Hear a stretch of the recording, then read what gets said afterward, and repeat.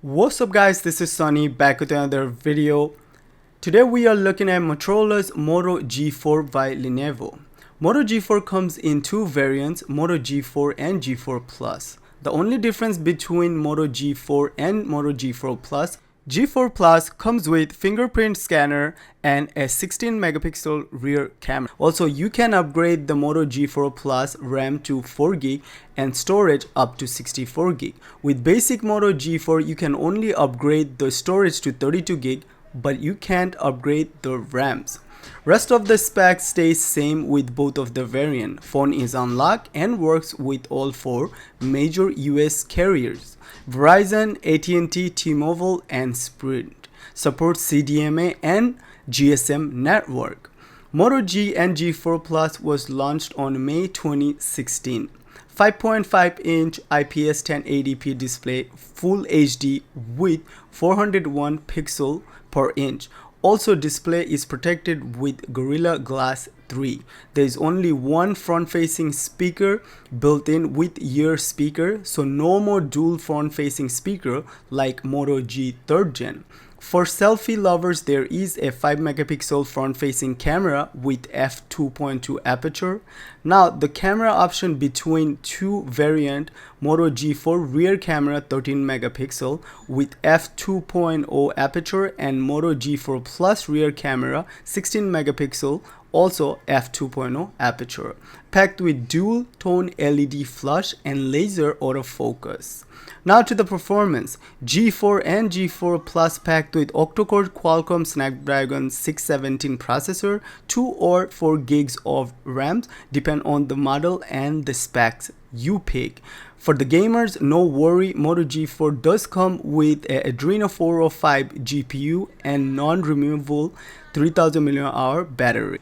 Also, as you can see, the phone does come with two slots, one for the SIM card and one for the SD card. Now the SIM slot does come with an adapter, so you can either go with a micro SIM card or a nano SIM card. Moto G4 does support a SD card up to 256 gig. So if you do plan on buying a 16 gig version of Moto G4, no worry, you can easily buy a SD card and just install it and you are good to go. Also, the phone running the latest Android OS version 6.0.1 Marshmallow. Phone weighs around 155 gram and thickness is around 9.8 millimeter. So plastic build, but it's a decent build. Does feel good in hand, but it does feel a little plasticky because it's built out of plastic. You're not gonna get that metal feeling out of it. You can see we have our micro USB port right here, and also up top. Only if my camera will focus. Okay, as you can see, we have a 3.5 jack here for our regular headset. So the right side of the phone, you have the volume rocker and the power switch. So the power switch does have a little texture on it, so when you click in on it, you feel the difference between the power switch and the volume rocker. The bad part with the volume rocker is like one piece, so you don't know up and down, volume up and down. So if you are clicking and you have the phone in your ear, you're a bit confused. So yeah, that's just really confusing. But other than that, as you can see, the power button is feels good, a little texture. So if you pick up the phone without looking at it, you'll feel it and you could tell you are clicking the power button. Now real quick, we'll just jump into the camera and let's show you guys. So let me try to take a picture of. Alright, just took a picture of my speaker. Okay, so right here.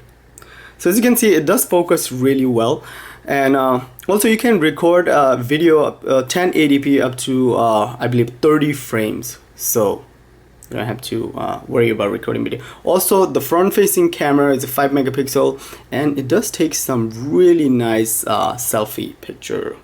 So I don't know if you guys could see. All right.